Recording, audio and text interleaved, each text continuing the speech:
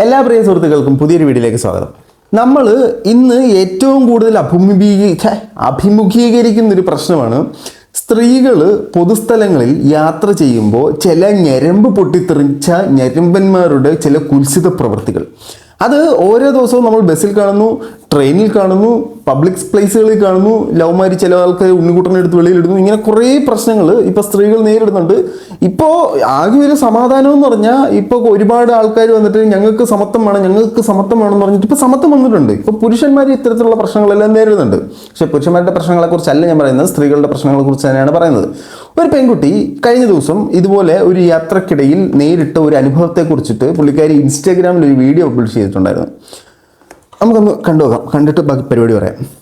തൃശ്ശൂരിലേക്ക് പോകാൻ വേണ്ടിയിട്ട് പൂനെ എക്സ്പ്രസിന് ഞാൻ കയറാൻ വേണ്ടി നിൽക്കുകയായിരുന്നു. പ്ലാറ്റ്ഫോമിലാണ് ഞാൻ കയറാൻ വേണ്ടി നിൽക്കുന്നത്. ട്രെയിനിൽ കുറേ ആൾക്കാർ ഇറങ്ങുന്നുണ്ട്. അത്യാവശ്യം അധികം ആൾക്കാർ ജനറൽ കമ്പാർട്ട്മെന്റ് ആണ്. അപ്പൊ അത്യാവശ്യം അധികം ആൾക്കാർ പുറത്തേക്ക് ഇറങ്ങുന്നുണ്ടായിരുന്നു. പ്ലാറ്റ്ഫോമിൽ അധികം ആൾക്കാരില്ല. വല്ലാതെ ഒരു ഭയങ്കര ജനസംഖ്യയോ അല്ലെങ്കിൽ ഒരുപാട് ആൾക്കാർ തിക്കിനിറങ്ങി പ്ലാറ്റ്ഫോമിന് ട്രെയിനിൻ്റെ ഉള്ളിലേക്ക് കയറാൻ അത്രയും ആൾക്കാരില്ല. ഒരു കൈയ്യ് എന്റെ ബാക്കിലേക്ക് ഈ ഒരു പോർഷനിലേക്ക് സൈഡ് എന്ന് പറഞ്ഞിട്ട് ഇങ്ങനെ വന്നു കേട്ടോ. സൈഡ് എന്ന് പറഞ്ഞിട്ടുണ്ട്. അവൻ ഈ പെൺകുട്ടിയുടെ സൈഡിലേക്ക് കൈ കൊണ്ടുവന്നേ. അവൻ ഏത് സൈഡാണ് ഉദ്ദേശിച്ചെന്ന് ഇപ്പൊ മനസ്സിലായില്ലേ? അവന്റെ സൈഡ് ഞാൻ കൈ ഇങ്ങനെ താഴേക്ക് കാണുന്നുണ്ട്. അപ്പൊ ഞാൻ പ്രത്യേകിച്ച് ഒന്നും ചിന്തിക്കണില്ല. കാരണം സൈഡ് എന്ന് പറഞ്ഞിട്ട് ഒരാൾ ബാക്കിലേക്ക് ഇങ്ങനെ കൈ ഇങ്ങനെ വരികയാണ്. നമ്മൾ പൊതുവെ സൈഡ് എന്ന് പറഞ്ഞ് ഇങ്ങനെ നമ്മൾ മാറ്റുന്നത് നമ്മൾ കണ്ടിട്ടുണ്ട്.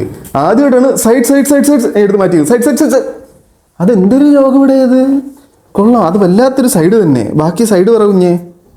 കൈ ഇങ്ങനെ സൈഡ് വരുന്നതും ആളെന്റെ ബ്രസ്റ്റിലേക്ക് കയറി പ്രസ് ചെയ്ത് പിടിക്കുന്നതും ഒപ്പായിരുന്നു. പിടിച്ചപ്പോഴത്തേക്ക് ഞാൻ ഈ കൈ വെച്ച് ഞാൻ ആളെ പിടിച്ചിട്ട് ഞാൻ കൈ ഇങ്ങനെ തിരിച്ച് ഞാൻ ആളെ ഇതുപോലത്തെ ഒരുപാട് ഞരമ്പന്മാരുണ്ട്. കാരണം പബ്ലിക് പ്ലേസിൽ വെച്ചിട്ട് സ്ത്രീകളെ ജസ്റ്റ് ഒന്ന് ടച്ച് ചെയ്തിട്ട് അങ്ങ് പോവുക.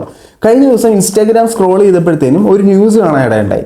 ആ ന്യൂസ് എന്ന് പറഞ്ഞാൽ നമ്മുടെ ഇവിടെ കൊല്ലം കൊട്ടിയത്ത് ഒരു പയ്യൻ ബൈക്കിൽ ഇങ്ങനെ പൊയ്ക്കൊണ്ടിരിക്കുമ്പോൾ അതിൽ സ്ത്രീകളെ കാണുമ്പോഴത്തേനും അവനങ്ങ് പോകും. ഇത് ഇവൻ്റെ കുറേ നാളുകൾ കൊണ്ടുള്ള ഇവൻ്റെ ഒരു അസുഖമാണ്. അങ്ങനെ ഒരു പെൺകുട്ടി ഇതേപോലെ ബൈക്കിൽ സ്പീഡിൽ പോയിട്ട് ടച്ച് ചെയ്തിട്ട് അങ്ങ് പോയി. ഈ സാധനം ആ പെൺകുട്ടി ബഹളം ഉണ്ടാക്കി ലാസ്റ്റ് പോലീസ് കേസ്. അങ്ങനെ ചെറുക്കനെ പിടിച്ച്, വലിയ പ്രായമൊന്നും ഇല്ലാത്തൊരു ചെറുക്കനാണ് അത്. ഇതിനൊക്കെ എന്ത് സുഖമാണ് നിനക്ക് കിട്ടുന്നേ? എനിക്ക് മനസ്സിലാകാൻ വേണ്ടി അകത്തോണ്ട് ചോദിക്കുക. ഒരു സ്ത്രീയിൽ നിനക്ക് ഒരു ഇഷ്ടം തോന്നി, അവൾക്ക് തിരിച്ചും ഇഷ്ടം തോന്നി, അങ്ങനെ ആ ഒരു ഇഷ്ടത്തിൻ്റെ പേരിൽ നിങ്ങൾ ഇത്തരത്തിലുള്ള സംഭവത്തിലൊക്കെ ഏർപ്പെട്ട് കഴിഞ്ഞാൽ അതിനകത്ത് നമുക്കൊരു ഫീലിംഗ് ഉണ്ടാവുമെന്നെങ്കിലും പറയാം. ഇതൊന്നുമില്ല, റോഡിൽ കൂടെ കാണുന്ന ഏതൊരു പെണ്ണ് പോയിന്ന് ഞങ്ങൾക്ക് പോവാം. നല്ല നല്ല നല്ല ചിന്താഗതിയാണത്, മൂടിഞ്ഞ ചിന്താഗതി. ആ ചിന്താഗതി ഭയങ്കരമാണിത്. ഇതേ സാധനം നമ്മൾ തിരിച്ച് ചിന്തിച്ച് നോക്കണം. നിന്റെയൊക്കെ അമ്മയോ പെങ്ങളോ റോഡിൽ കൂടെ ഇറങ്ങി നടക്കുമ്പോൾ ഏതെങ്കിലും ഒരുത്തം വന്നിട്ട് നിന്നെപ്പോലെ ഞരമ്പ് മൂത്തം വന്നിട്ട് ഇതേപോലെ ചെയ്തിട്ട് പോയാലോ? എന്തിനാ വേറൊരുത്തം? നീയൊക്കെ തന്നെ ചെയ്യുന്നുണ്ടോ തമ്പുരാനറിയാം. ബാക്കി കേൾക്കാം. ബാക്കിലേക്ക് വന്നിട്ട് എന്നിട്ട് ഞാൻ നല്ല സൗണ്ട് ഉണ്ടാക്കി. എന്താ തോന്നിയ ദിവസം കാട്ടിയെന്ന് വെച്ചാൽ ഞാൻ നല്ല സൗണ്ട്. ഞാൻ വീഡിയോ ഇപ്പൊ ഞാൻ കാണിക്കാട്ടോ. ഞാൻ പറയുന്ന അവന്റെ ഫേസ് ഇങ്ങനെ ഹൈഡ് ചെയ്യാൻ പാടില്ലായിരുന്നു. കാരണം അവനെ ആൾക്കാരറിയണം. ഇത് ഒരിക്കലും ആദ്യമായിട്ട് തുടങ്ങിയൊരു സംഭവം അല്ല. നീ പെൺകുട്ടി തന്നെ പറയുന്നുണ്ട് ആദ്യമായിട്ടൊന്നും ആയിരിക്കത്തില്ല ഇവൻ ചെയ്യുന്നത്. വെൽ എക്സ്പീരിയൻസ്ഡ് ആയിട്ടുള്ള വ്യക്തിത്വമാണ് ഇവന് 6 വർഷം എക്സ്പീരിയൻസ് ആൻഡ് പുതിയ ന്യൂ ട്രെയിനീസിനെ ട്രെയിൻ ചെയ്യുന്നതിനാണ് ഇവനെന്നാണ് ഇവൻ്റെ ഈ ഒരു വീഡിയോയ്ക്കകത്ത് പുള്ളിക്കാരി പറയുന്നത് വെച്ചിട്ട് എനിക്ക് മനസ്സിലാക്കാൻ സാധിച്ചത്.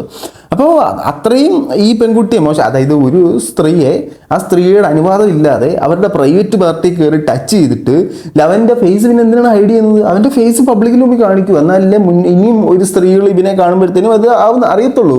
സജാദിനെ ഇപ്പൊ കണ്ടു കഴിഞ്ഞാൽ നിങ്ങൾക്ക് അറിയത്തില്ലേ? ഇവ അടുത്തിരുന്ന് കഴിഞ്ഞ് ഇവൻ പരിപാടിയൊക്കെ ഒപ്പിച്ചും എല്ലായിടത്തും പരിപാടിപ്പർക്ക് വെളിയിലിടും. നമുക്ക് അറിയത്തില്ലയോ? അത് സജാദിനെ എക്സ്പോസ് ചെയ്തുകൊണ്ടാണ്, മസ്താനെ എക്സ്പോസ് ചെയ്തുകൊണ്ടാണ്. അതുപോലെ ഇവന്റെ മുഖം പുറത്തേക്ക് കാണിക്കണമായിരുന്നു എന്നൊരു അഭിപ്രായം എനിക്കുണ്ട്. ഇവൻ ചെയ്തത് തെറ്റാണെന്ന് ഈ പെൺകുട്ടിക്ക് പൂർണ്ണ വിശ്വാസം ഉണ്ടെങ്കിൽ ചെയ്യാമായിരുന്നു.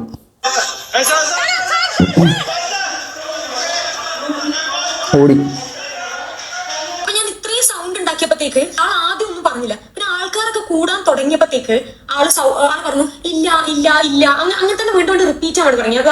അത് അങ്ങനല്ലേ പറയൂ, അല്ലാതെ ഞാൻ പിടിച്ചായിരുന്നു കേട്ടോ, ഞാൻ പിടിച്ച് ഞാൻ തന്നെ അത് ഒന്നും പറയുമോ? ഇല്ല, ഞാൻ പിടിച്ചില്ലെന്നേ പറയത്തുള്ളൂ.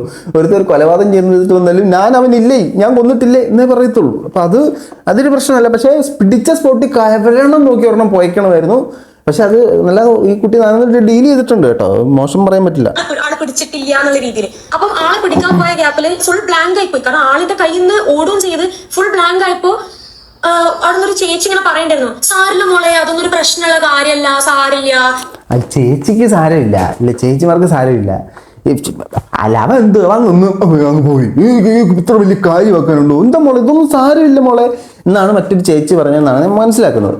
ഇതിനകത്ത് ആ ചേച്ചി മേ ബി മാല പൊട്ടിക്കാൻ ശ്രമിച്ചു എന്നായിരിക്കും ഉദ്ദേശിച്ചത്. ഈ മാല പൊട്ടിക്കാൻ ശ്രമിച്ചായാലും ഇത്തരത്തിലുള്ള കയറിയുള്ള പിടുത്തമായാലും അറ്റാക്ക് ആയാലും എന്ത് സാധനമായാലും ഇത് പോട്ടെ എന്ന് വെക്കുന്നതാണ് ഇത്തരക്കാർക്ക് വീണ്ടും ചെയ്യാനുള്ള ഒരു പ്രചോദനമായിട്ട് മാറുന്നത്. ഇവൻ ആദ്യം വന്നു ഒരു പെൺകുട്ടി വന്ന് തലോടുന്നു, പെൺകുട്ടി ഒന്നും പറഞ്ഞില്ല. ആ പെൺകുട്ടി ഒന്നും പറഞ്ഞില്ല, പെൺകുട്ടിക്ക് താല്പര്യമാണ്, അടുത്ത പെൺകുട്ടിയെ പോയി തലോടുന്നു. ആ പെൺകുട്ടിയും ഇവർക്ക് ഇഷ്ടപ്പെടുന്നില്ല, ഈ പെൺകുട്ടികൾക്ക് ഇഷ്ടപ്പെടുന്നില്ല. ഇവർ പക്ഷേ എന്നൊക്കെ പറഞ്ഞുകൊണ്ടിരിക്കുകയാണ്, ഇവർക്ക് ഇഷ്ടപ്പെടുന്നില്ല. അപ്പൊ അടുത്ത പെൺകുട്ടിയെ പോയി തലോടുന്നു, ആ പെൺകുട്ടി പ്രതികരിക്കുന്നില്ല. രണ്ട് പെൺകുട്ടികൾ പ്രതികരിച്ചില്ല, മൂന്നാമത്തെ പെൺകുട്ടിയിലിട്ട് പ്രതികരിക്കുക എന്ന് പറഞ്ഞിട്ട് ഇവ മൂന്നാമത്തെ പെൺകുട്ടിയെ തലോടാൻ പോകും. അതേസമയം ഈ ആദ്യത്തെ പെൺകുട്ടി ഇവിടെ ഒരു സീൻ ഉണ്ടാക്കിയായിരുന്നെങ്കിൽ ബാക്കി രണ്ട് പെൺകുട്ടികൾക്ക് ഈ ഒരു തലോടൽ നേരിടേണ്ടതായിട്ട് വരില്ലായിരുന്നു. സോ നിങ്ങൾക്കെതിരെ ഒരു മോശം അനുഭവം ഉണ്ടാകുമ്പോഴത്തേന് തീർച്ചയായിട്ടും പ്രതികരിക്കണം. പക്ഷേ ഈ പ്രതികരിക്കുമ്പോൾ നമ്മൾ ചിന്തിക്കേണ്ട ഒരു കാര്യം, നിങ്ങൾ ശരിയായിരിക്കണം. അല്ലെ ചുമ്മാ ഒരുത്തനെ കുറ്റക്കാരനാക്കാൻ വേണ്ടി വെറുതെ അബദ്ധത്തിൽ പോകുന്ന ഒരുത്തനെ അറിയാതൊന്ന് തട്ടി, നീ എന്നെ തട്ടിയില്ലടാ, അങ്ങനെ ചെയ്യുന്നവരുണ്ട്. ആ സീനല്ല ഞാൻ പറയുന്നത്. ശരിക്കും നിങ്ങളെ ശാരീരികമായി ഒരുത്തൻ ഇത്തരത്തിലുള്ള കാര്യങ്ങൾ ചെയ്യാൻ വരുമ്പോഴത്തേനും തീർച്ചയായിട്ടും പ്രതികരിക്കണം. പ്രതികരിക്കാതെ അയ്യോ അത്രയല്ലേ പറ്റുള്ളൂ, അല്ല ഒന്നും പറ്റിയില്ലല്ലോ അതൊന്ന് വിട്ടേരെ മോളെ എന്ന് കാണരുത് എന്നൊരു അഭിപ്രായം എനിക്കുണ്ട് കേട്ടോ. എന്തായാലും മാല അങ്ങനത്തെ ഒന്നല്ലല്ലോ പൊട്ടിച്ചത്, അതുകൊണ്ട് പ്രശ്നമില്ല. മാല ഒന്നും അല്ലല്ലോ പൊട്ടിച്ചത്, അതൊന്നും കുഴപ്പമില്ലാന്ന്. മാലയാണോ ചേച്ചിക്ക് പ്രധാനം? മാനത്തിനെക്കാട്ടിലും മാലയ്ക്ക് പ്രാധാന്യം കൽപ്പിക്കുന്ന ഒരു ചേച്ചിയാണ് ഉപദേശമായിട്ട് വന്നത്. ഞാൻ നല്ലോണം സൗണ്ട് റേസ് ചെയ്തിട്ട് പറഞ്ഞു ആളുടെ മാല പൊട്ടിച്ചതല്ല, ആളുടെ ബ്രസ്റ്റിൽ കയറി പിടിക്കുകയാണ് ചെയ്തതെന്ന് ഞാൻ പറഞ്ഞു. പോലീസുകാരൊക്കെ എനിക്ക് എങ്ങനെയാ അവരോട് നന്ദി പറയേണ്ടതെന്നറിയില്ല. ഭയങ്കര നല്ല പോലീസുകാരായിരുന്നു. എറണാകുളം ടൗൺ റെയിൽവേനെ ഞാൻ പരാതി എഴുതി തൊപ്പി വെച്ചിട്ടുണ്ടായിരുന്നു. പക്ഷെ തിരിച്ച് സ്റ്റേഷനുള്ളിൽ കയറിയപ്പോഴത്തേക്കും ആള് അവൻ ഫുൾ പ്രിപ്പയർഡ് ആണ്. അവൻ തൊപ്പി വെച്ച് ആൾമാറാട്ടം നടത്തി ഇവിടെ ഒരു ഉണ്ണിയൊക്കെ വെച്ചിട്ടാണ് വരുന്നത്. പോലീസ് സ്റ്റേഷൻ വരുമ്പോൾ തൊപ്പിയൊക്കെ മാറ്റി ഉണ്ണിയൊക്കെ മാറ്റി അവൻ വേറവൻ, അവൻ തൊപ്പി വെച്ചവൻ, ഞാൻ തൊപ്പി വെക്കാത്തവൻ. ഫുൾ പ്രിപ്പയർഡ് ആയിട്ടാണ്. ഇങ്ങനെ പിടിച്ച ഇൻകേസ് ഒരു പ്രശ്നം പറ്റിയാലും എൻ്റെ ഫേസ് അറിയാൻ പാടില്ല, ക്യാമറയിൽ ഒന്നും ഒരു ഫേസ് കിട്ടാൻ പാടില്ല എന്ന് പറഞ്ഞ് തൊപ്പിയൊക്കെ വെച്ചിട്ട് ഈ സ്ത്രീകളെ തലോടുക എന്നത് ഒരു കുലത്തൊഴിലാക്കി വെച്ച് വരുന്ന ഒരു മഹത് വ്യക്തിയാണ് ആ വ്യക്തി. ആ വ്യക്തിനെ ഒന്നും എക്സ്പോസ് ചെയ്യുന്നില്ല കേട്ടോ. കഴിച്ചു ഭയങ്കര മാന്യനായി ഭയങ്കര അങ്ങനെ ക്ലിക്ക് ചെയ്യുന്നു. പിന്നെ ആൾ പറയാൻ തുടങ്ങി, ആളുടെ പുരാണ കഥകൾ പറയാൻ തുടങ്ങി. എനിക്ക് എന്റെ ഭാര്യയുണ്ട്, എന്റെ കുട്ടിയുണ്ട്, എന്റെ ഭാര്യ മക്കൾ പറഞ്ഞത് ഭയങ്കര നിനക്ക് നിന്റെ ഭാര്യയും കുട്ടിയും ഉണ്ടായിട്ടാണ് നീ വല്ലവന്റെയും ഭാര്യയും കുട്ടിയും പെങ്ങളെയും അമ്മയൊക്കെ പിടിക്കാൻ പോകുന്നില്ലയോ? നിനക്ക് ഭാര്യയും കുട്ടിയും ഉണ്ടെങ്കിൽ നീ പോയി നിന്റെ ഭാര്യനെ പറയുന്നില്ല ഞാൻ സഹിക്കൂല അങ്ങനെ ഇങ്ങനെ പറഞ്ഞിട്ട് ആളുടെ പഴംപുരാണ കഥകളൊക്കെ ഇങ്ങനെ പറയാൻ തുടങ്ങി. ഞാൻ ഇട്ട ഡ്രസ്സ് എന്താ പറയുക, ഞാൻ ഈ ജേഴ്സി ഇട്ടത്, ഞാൻ ഈ ജേഴ്സി ഇട്ടിട്ടാണ് അതും ഇതിലെ മറ്റേ സീനാ നിന്റെ വസ്ത്രത്തിന്റെ കുഴപ്പം കൊണ്ടാ ലവൻ പിടിച്ചത് എന്ന് പറയുന്ന കുറെ പേരുണ്ടല്ലോ, അവർക്കുള്ള മറുപടി അത് നമ്മൾ കാര്യമായിട്ട് എടുക്കണ്ട. സമയം 3:30 വൈകുന്നേരം 3:30 ആ ഒരു നട്ടുച്ച വൈകുന്നേരം സമയമാണ്. കംപ്ലൈന്റ് രജിസ്റ്റർ ചെയ്ത് കഴിഞ്ഞാൽ ഇതൊരു റിമാൻഡിൽ പോണ ഒരു കേസാണ്. സോ അങ്ങനെ ആയതുകൊണ്ട് കോടതിയിലേക്കൊക്കെ കയറി ഇറങ്ങേണ്ടി വരും എന്നുള്ളൊരു കാര്യം ജസ്റ്റ് സൂചിപ്പിച്ചു. ഞാൻ പറഞ്ഞു നിങ്ങൾക്ക് കുഴപ്പമില്ല, ഞാൻ കോടതിയിലേക്ക് വരാൻ റെഡിയാണ് എന്ന് ഞാൻ പറഞ്ഞിട്ടുണ്ട്. ഇതാളുടെ ആദ്യത്തെ ഒരു സംഭവമാണെന്ന് എനിക്ക് തോന്നുന്നില്ല. അങ്ങനെ ആളുടെ പേരിൽ FIR രജിസ്റ്റർ ചെയ്തു. ഒരു കാര്യത്തിൽ ഞാൻ ഭയങ്കര പ്രൗഡാണ്. ഒരു പക്ഷെ ഞാൻ ഒന്നും സംസാരിക്കാണ്ട് ഞാൻ അവിടുന്ന് അയാളെ പിടിച്ചു എന്നുള്ള ഒരു സാധനം കൊണ്ട് ഞാൻ ആ കുറ്റബോധത്തിൽ ഞാൻ ആ ട്രെയിനിൽ കയറി തൃശ്ശൂരിലേക്ക് എത്തിയിരുന്നു. എനിക്ക് ചിലപ്പോൾ ഉറങ്ങാൻ പോലും പറ്റൂല. എന്റെ സൗണ്ട് റേസ് ചെയ്തു എന്നുള്ള കാര്യത്തിൽ ഞാൻ ആക്ച്വലി ഭയങ്കര പ്രൗഡാണ്. അറ്റ്ലീസ്റ്റ് എനിക്ക് സമാധാനത്തോടെ കിടന്നുറങ്ങാൻ പറ്റും. ആ സാധനത്തിൽ ഞാനും പ്രൗഡാണ്. ബേസിക്കലി നിങ്ങൾക്കെതിരെ ഇത്തരത്തിലൊരു അലിഗേഷൻ വരുമ്പോൾ പരമാവധി തിരിച്ച് പ്രതികരിക്കാൻ പഠിക്കുക. നിങ്ങളുടെ പ്രതികരണശേഷി ഇല്ലായ്മയാണ് പല ആൾക്കാരും മുതലെടുക്കുന്നത്. നമ്മൾ ആദ്യം പറഞ്ഞ തന്നെ ലവളെ തൊട്ട് കുഴപ്പമില്ല, എന്നാൽ പിന്നെ എല്ലാത്തിനും കയറി പിടിച്ചേക്കാം എന്ന് ചിന്തിക്കുന്ന കുറേയുണ്ട്. ആദ്യത്തെ ആൾ തന്നെ കരണം നോക്കിയൊന്നും പോയിച്ചു കഴിഞ്ഞാൽ ആ വണ്ടിക്കത്തുള്ള ബാക്കി അത്രയും പെൺകുട്ടികളും പ്രിപ്പയർ ആവുകയും ചെയ്യും. അവന് വീണ്ടും ഒരാളെ തൊടാൻ നേരം അന്ന് കിട്ടിയ അടിയുടെ ഒരു സാധനം ഓർമ്മ വരികയും ചെയ്യും. അടിയും നാണക്കേടും. എനിക്കറിയില്ല എത്ര ഗേൾസ് ഇങ്ങനെ ഫേസ് ചെയ്യേണ്ടി വന്നിട്ടുണ്ടെന്ന് എനിക്കറിയില്ല. എനിക്കൊരു കാര്യം പറയാനുള്ളൂ, നമ്മളെ സൗണ്ട് റേസ് ചെയ്യാത്ത കാരണം കൊണ്ടോ നമ്മളൊരു കേസ് ഫയൽ ചെയ്യാത്ത കാരണം കൊണ്ടോ ഇങ്ങനെയുള്ള ആൾക്കാരെ രക്ഷപ്പെടരുത്. ഇന്നലെ എറണാകുളം ടൗൺ അങ്ങനെയുള്ള ആളുകൾ രക്ഷപ്പെടരുത്. അപ്പൊ എനിക്കൊരു അഭിപ്രായം ഉള്ളതെന്ന് പറഞ്ഞാൽ പുള്ളിക്കാരന്റെ മുഖം പബ്ലിക്കിൽ കാണിക്കാമായിരുന്നു. കാരണം ഇനിയുള്ള സ്ത്രീകൾ ഇതുപോലെ വാഹനത്തിൽ യാത്ര ചെയ്യുമ്പോഴത്തേനും ഇവന്റെ അടുത്ത് നിന്ന് ഇത്തരത്തിലുള്ള ഒരു പ്രതികരണം ഉണ്ടാകാതിരിക്കാൻ വേണ്ടി ഒന്ന് പ്രിപ്പയർ ആകാൻ. ഇവ നമ്മൾ സജാദിനെ തിരിച്ചറിയുന്ന പോലെ ഇവനെ തിരിച്ചറിയണം. ഇവനൊക്കെ ഒരു സെലിബ്രിറ്റി ആവണം.